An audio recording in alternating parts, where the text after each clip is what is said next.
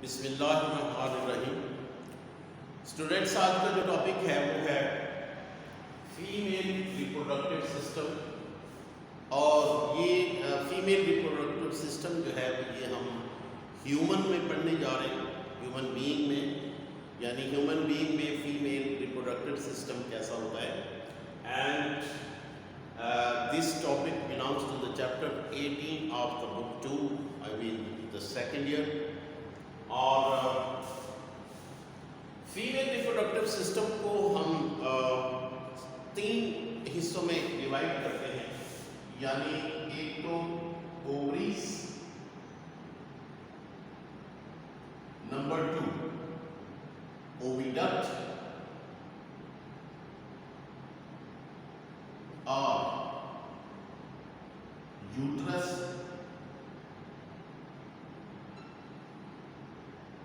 और एक्सटर्नल, ये यूट्रस को हम इसमें शामिल नहीं करते, और इसको हम तीसरा हिस्सा जो है वो external genitalia, external genitalia, external genitalia. तो ये तीन हिस्से हैं जो आपकी बुक के मुताबिक है, यानी फीमेल रिप्रोडक्टिव सिस्टम को हम तीन पार्ट्स में डिवाइड करते हैं।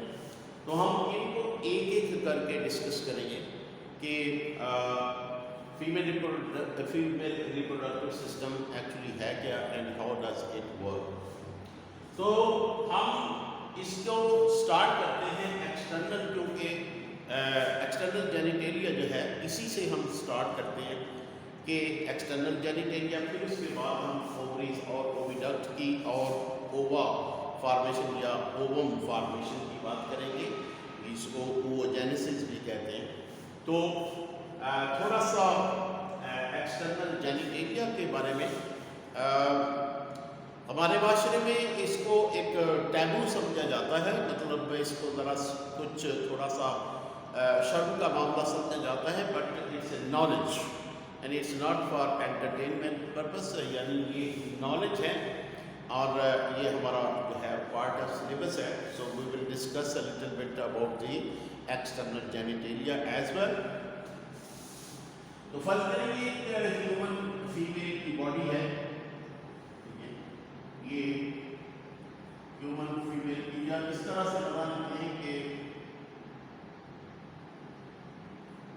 ये ह्यूमन फीमेल की बॉडी,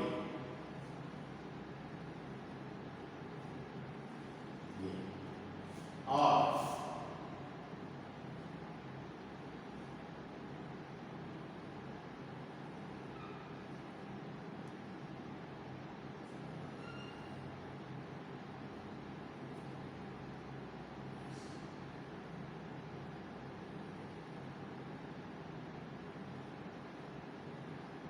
ये इतनी ही काफी है ह्यूमन फीमेल की जो बॉडी है सभी ये।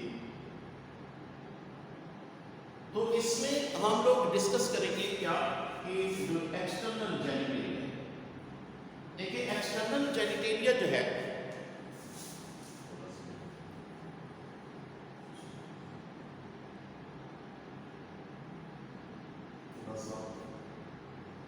बड़ा कर लेते हैं ताकि आपको समझने में थोड़ी आसानी रहे।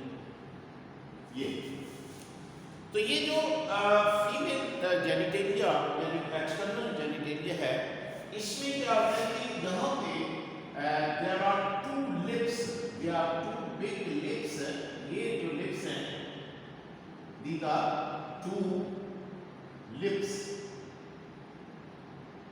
और ये जो लिप्स हैं ये काफी बड़े होते हैं, इसीलिए इनको जो है लेबिया मेजोरा है, लेबिया मेजोरा, लेबिया मेजोरा। और इसके अंदर की तरफ जो है वो छोटे लिप्स हैं, they are called, they are made up of young penis. These lips are called labia minora, labia minora, यानी ये जो लिप्स हैं these are called labia minora, labia minora. अब यहां पे एनस है, ये एनस, दैट इज एनस, जिसका ताल्लुक जो है वो यानी रिप्रोडक्टिव सिस्टम से नहीं है, एनस। तो ये इसके जो फीमेल के दो इंडिपेंडेंट ओपनिंग्स होते हैं। जो नीचे का ओपनिंग होता है वो वजाइनल ओपनिंग कहलाता है, यानी ये जो ओपनिंग होता है ये वजाइनल ओपनिंग कहलाता है। और वजाइनल ओपनिंग जो है, वजाइनल ओपनिंग जो है इस ये यानी सीधा यूट्रस की तरफ, यानी ये यहाँ से वजाइना और वजाइना से आपके यूट्रस और यूट्रस से यूट्राइन, आप यानी ये जो है इसका डायरेक्ट ताल्लुक जो है वो रिप्रोडक्शन से है। यानी ये वजाइनल कैनाल या वजाइनल ओपनिंग कहलाते हैं। और इसके पीछे जो है वो वजाइनल कैनाल यानी वजाइनल कैनाल। और इसके ऊपर जो है यानी इस वजाइनल ओपनिंग के ऊपर जो है वो है urethral opening, urethral opening for the urination. यानी ये जो ओपनिंग है ये जो है ये पीछे की तरफ यूरिथ्रल यानी यूरिथ्रा जो नाली है, पेशाब की नाली, जिसको यूरिन जिसमें से यूरिन आता है, ये उससे अटैच है। इससे इसके पीछे क्या है यूरिथ्रा, और यूरिथ्रा जो है आगे यूरिनरी ब्लैडर से कनेक्टेड है। और यूरिनरी ब्लैडर आगे जो है यानी पीछे कह लेते हैं यूरेटर और किडनी से अटैच है। तो उसके बाद ये दो यानी इंडिपेंडेंट ओपनिंग्स होते हैं फीमेल के अंदर। और ये जो वजाइनल ओपनिंग है that is for the mating for the copulation, और यानी for passing the sperms into the body of the female, ठीक है। और ये जो ओपनिंग है urethral opening that is for the urination, यानी ये। इसके अलावा फीमेल में आपको बताएं कि जब उसकी प्यूबर्टी की एज होती है, जब वो बालिग होती है, तो उसके यानी प्यूबिक हेयर भी होते हैं। These are called pubic hairs, these are called pubic hairs, pubic.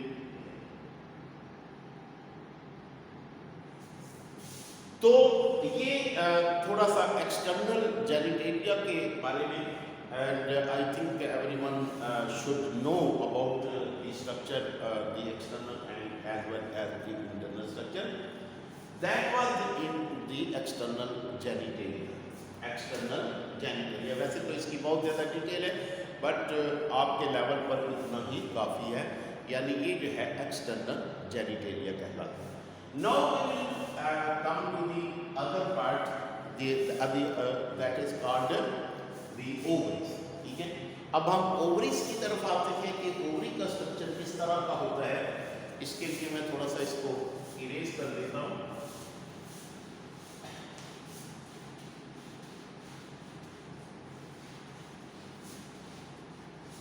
तो ह्यूमन फीमेल में जो यानी जो रिप्रोडक्टिव सिस्टम है ये दो ओवरी पर मुश्तमिल होता है। These are two ovaries in the abdominal region, यानी पेट वाले रीजन में दो ओवरीज होती हैं। और ये वो जगह है यानी जो बहुत ये जो जहाँ पे एग प्रोड्यूस होता है, ओवम प्रोड्यूस होता है। और इसके अलावा जो ओवरीज हैं they are also involve in the production of hormones, यानी ये कुछ हार्मोन्स भी प्रोड्यूस करते हैं, प्लस इसमें जो ओवम प्रोड्यूस होता है यानी एग प्रोडक्शन होती है। इसके बाद ये जो ओवरीज हैं ये इसके साथ ही एक ट्यूब है जो कि जब एग प्रोड्यूस होता है तो इस एग को ये कैरी करती है। यानी ये एग जो है प्रोड्यूस होने के बाद इस ट्यूब में आता है, इस ट्यूब में आता है जिसको हम कहते हैं ओविडक्ट, ठीक है। तो ओवम जो है ये प्रोड्यूस होने के बाद, यानी एग जो है प्रोड्यूस होने के बाद इस ट्यूब में आता है, जिसको ओविडक्ट भी कहते हैं और फैलोपियन ट्यूब भी कहते हैं। फैलोपियन ट्यूब, फैलोपियन ट्यूब, ठीक। और इसी तरह से यहां से भी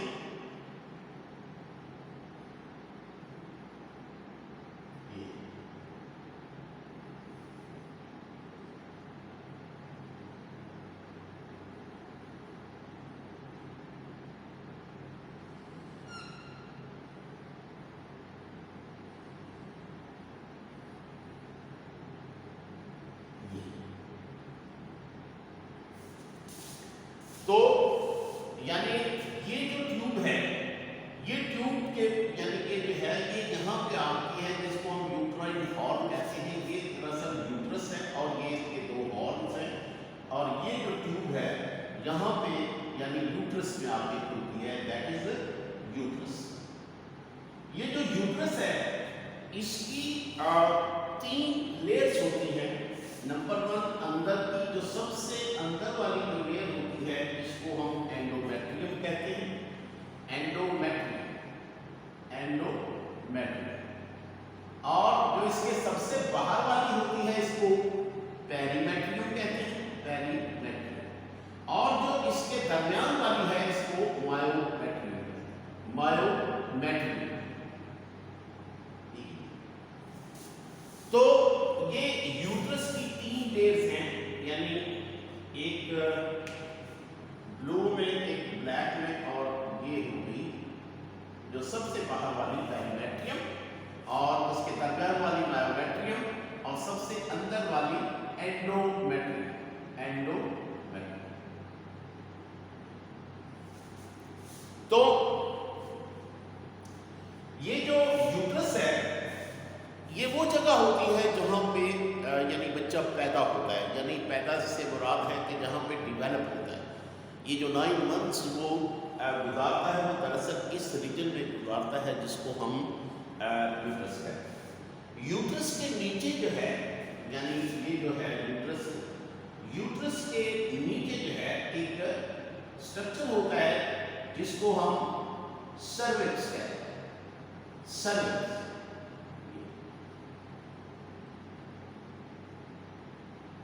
ये सर्विक्स है, और ये जो इसको सर्वाइकल कैनाल भी कहते हैं या सर्विक्स की कैनाल भी कहते हैं। ये नीचे खुलती है कहाँ पे? विजाइना। तो ये क्या है? ये विजाइना है, यानी कि ये विजाइना, इसको बर्थ कैनाल भी कहते हैं, विजाइना। और विजाइना के यानी ये जो ओपनिंग है इसको वजाइनल ओपनिंग है, vaginal opening, vaginal opening, vaginal opening. तो ये है basic structure of human female reproductive system.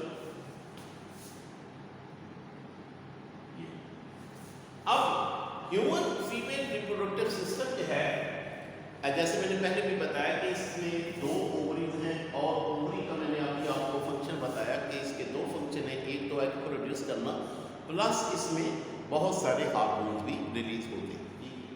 तो ये जो ओवरी है इसमें एग प्रोड्यूस होते हैं या ओवम प्रोड्यूस होते हैं, ओवम प्रोड्यूस होते हैं।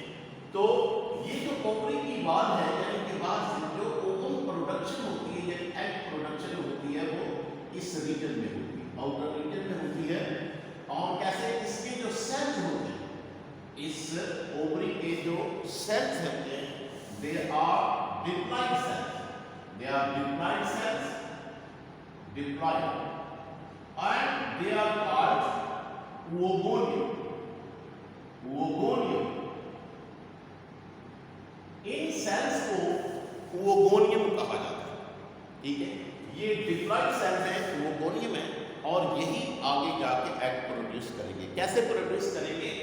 इस प्रोसेस को हम, जो एग प्रोडक्शन का अमल है, इसको हम oogenesis कहते हैं, oogenesis, oogenesis। oogenesis में एग प्रोड्यूस होता है, तो कैसे प्रोड्यूस होता है? सबसे पहले ये कि जब फीमेल जो है वो प्यूबर्टी की एज पे पहुंचती है यानी बालग होती है, तो एक हार्मोन जो उसके पिट्यूटरी ग्लैंड से रिलीज होता है जिसको हम FSH कहते हैं, फॉलिकल स्टिमुलेटिंग हार्मोन। और इस हार्मोन की वजह से इस ओवरी के ऊपर जो है फॉलिकल्स प्रोड्यूस होते हैं। फॉलिकल, ये फॉलिकल स्टिमुलेटिंग हार्मोन, इन फॉलिकल्स के अंदर एग प्रोड्यूस होते हैं, लेकिन जस्ट वन ऑफ देम, यानी एक फॉलिकल के अंदर एग प्रोड्यूस होगा, बाकी फॉलिकल्स जो होते हैं वो डीजनरेट हो जाते हैं और उसको हम कहते हैं फॉलिकुलर एट्रीजिया या फॉलिकल एट्रीजिया। यानी फॉलिकल एट्रीजिया, इसमें एक जो है फॉलिकल वो बरकरार रहेगा जिसके अंदर एग की प्रोडक्शन होगी और बाकी जो है वो डीजनरेट होगी। नाउ ये जो इसके यानी सेल हैं ये एग प्रोड्यूस करते हैं और ये सेल्स ओवोनियम कहलाते हैं। सबसे पहले तो ये एक नॉर्मल डिप्लॉइड सेल होता है, तो एग प्रोड्यूस करने के लिए इसको पहले डिफरेंशिएशन के अमल में जाना पड़ता है। डिफरेंशिएशन क्या होता है कि ये सेल जो है ये एक नॉर्मल सेल अपने आप को पहले कन्वर्ट करेगा, अपने अंदर वो तमाम चीज़ें पैदा करेगा, अपने अंदर वो तमाम चेंजेस लाएगा कि वो एग प्रोड्यूस कर सके। ठीक है, तो इसमें सबसे पहले क्या होगी? डिफरेंशिएशन होगी। डिफरेंशिएशन और डिफरेंशिएशन के नतीजे में यानी ये जो ओवोनियम, ये ओवोनियम सेल है, ये वाला जो सेल है ओवोनियम, इसको ओवोनियम और ये ओवोनियम जो है जैसे मैंने कहा कि ये डिफरेंशिएशन के अमल में जाएगा, उसके स्टेप में जाएगा और इसके अंदर चेंजेस आएंगी, ये अपने आप को प्रिपेयर करेगा किसके लिए? एग प्रोडक्शन के लिए। तो ये जब इस डिफरेंशिएट हो जाएगा तो तब हम इसको कहेंगे प्राइमरी oocyte। प्राइमरी oocyte, तो ये प्राइमरी oocyte बनेगा, यानी ये भी 2n ही है, ये भी 2n सेल है, ये भी 2n सेल, ठीक है, ये भी डिप्लॉइड सेल, यानी इसमें कोई जो है चेंज नहीं आई एक्सेप्ट के उसके जो है स्ट्रक्चर में चेंज है, यानी इसके क्रोमोसोम्स स्टिल जो है वो 2n, यानी कि there are 2 sets of chromosomes. अब जब ये यानी ये प्राइमरी साइट बन गया, प्राइमरी oocyte, तो अब ये रेडी है, रेडी फॉर व्हाट? यानी एग प्रोडक्शन के लिए। एग प्रोडक्शन कैसे होगी? By the process of meiosis, यानी इसमें मियोसिस, लेकिन आप जानते हैं कि मियोसिस जो होती है इसके 2 फेज होते हैं, मियोसिस 1 और मियोसिस 2। तो सबसे पहले क्या होगा? मियोसिस 1। जब मियोसिस 1 होगी तो ये जो सेल है ये 2 सेल में डिवाइड होगा और इसमें क्रोमोसोम्स की रिडक्शन हो जाएगी, यानी हाफ क्रोमोसोम एक में चले जाएंगे, हाफ में। लेकिन ये जो डिवीजन होती है यहाँ पे टिपिकल डिवीजन नहीं होती। टिपिकल डिवीजन की बजाय ये कह लें कि अनइक्वल यानी जो है वो डिवीजन होगी। अनइक्वल कैसे? कि एक सेल नॉर्मल साइज का प्रोड्यूस होगा और दूसरा सेल जो है वो बिल्कुल छोटा होगा, उसमें साइटोप्लाज्म भी बिल्कुल ही थोड़ा। अब ये जो सेल प्रोड्यूस हुआ है इसको हम पोलर बॉडी कहते हैं, इसको हम पोलर बॉडी, ये पोलर बॉडी है और ये क्या है? ये सेकेंडरी oocyte। ये कौन सा था? Primary oocyte। ये क्या है? Secondary oocyte। सेकेंडरी oocyte में है, ये फर्दर मियोसिस 2 में जाएगा, यानी ये दोनों भी जा सकते हैं समटाइम। ये जो पोलर बॉडी है ये इसी स्टेज पे डीजनरेट हो जाता है और आगे यानी जो प्रोसेस है उसमें ये हिस्सा नहीं लेता, यानी कि इसका यहीं पे रोल खत्म हो जाता है। ठीक है, तो ये अब मियोसिस 2 में जाएगा। तो मियोसिस जब 2 में जाएगा तो it will the process will be repeated, यानी एक सेल जो होगा वो नॉर्मल होगा और दूसरा सेल जो है वो एब्नॉर्मल सेल, छोटा सेल होगा जिसमें जिसको हम पोलर बॉडी कहते हैं, ठीक है। तो ये वाली अगर पोलर बॉडी में इससे मियोसिस 2 होती है तो इससे दो यानी पोलर बॉडीज प्रोड्यूस होती। तो इस तरह से ये जो पोलर बॉडीज होती हैं इसका इनका जो कोई फंक्शन नहीं होता, अमूमन ये इस सेल को जिसको एग कहते हैं इसको न्यूट्रिशन भी फ्राहम करता है, लेकिन ये आगे रिप्रोडक्शन के अमल में हिस्सा नहीं देती। तो 3, 1, 2 और 3 जो है हमारे पास पोलर बॉडीज आ गई, और एक सेल जो है ये वाला ये एग बनेगा, ये ओवम बनेगा यानी, और फीमेल में हर मंथ में सिर्फ एक ही एग और ये एक ही है, ठीक है। इसको हम क्या कहेंगे ओवम या एग, ओवम। तो ये है ओवोजेनेसिस यानी कि एग कैसे बनता है। ये तो हो गया एक नॉर्मल प्रोसीजर, लेकिन ये जो मैंने चीजें बताई हैं यहाँ ये वैसे ओवोजेनेसिस पे इंप्लीमेंट नहीं होती, बल्कि इसमें थोड़ा सा ट्विस्ट है। और वो ट्विस्ट क्या है, ये मियोसिस के नतीजे में ये तो हो गया, यानी ये जो मियोसिस 1 के नतीजे में क्या प्रोड्यूस हुआ है, एक पोलर बॉडी और दूसरा सेकेंडरी ओवोसाइट। अब सेकेंडरी ओवोसाइट जो है ज़ाहिर मियोसिस 2 में जाएगा, और मियोसिस 2 में वही फेजेस होती हैं, कौन सी, प्रोफेज 1, प्रोफेज 2 और मेटाफेज और एनाफेज 2 और टेलोफेज 2। इन चारों फेजेस में से गुजरेगा तो मियोसिस 2 कंप्लीट होगी, लेकिन ये चारों फेजेस में से नहीं गुजरता, बल्कि जिस वक्त यानी प्रोफेज के बाद जो है मेटाफेज होती है तो यहाँ पे आके इसकी अरेस्ट हो जाती है, यानी ये जो डिवीजन है अरेस्ट हो जाती है, और ये जो ओवम बनता है इसमें जो मियोसिस 2 है कहाँ तक कंप्लीट हुई है, मेटाफेज 2 तक, ठीक है। मेटाफेज 2 तक कंप्लीट हुई है, उसके आगे ये कंप्लीट नहीं हुई। अब ये बाकी का जो प्रोसेस है यानी कि इसके अंदर जो मियोसिस 2 है ये कब कंप्लीट होगी, जब इसकी फर्टिलाइजेशन होगी। जो स्पर्म इसके साथ आके फर्टिलाइज होगा वो स्पर्म इसको एक्टिवेट करेगा, ट्रिगर करेगा। ट्रिगर करेगा तो ये इसका जो बाकी का प्रोसेस रहता है वो कंप्लीट होगा, यानी तब मियोसिस 2 जो है वो कंप्लीट होगी और फिर इसकी फर्टिलाइजेशन कंप्लीट होगी। तो ये था ओवोजेनेसिस यानी कि जो इसका यानी ओवरी में एग प्रोडक्शन कैसे होती है।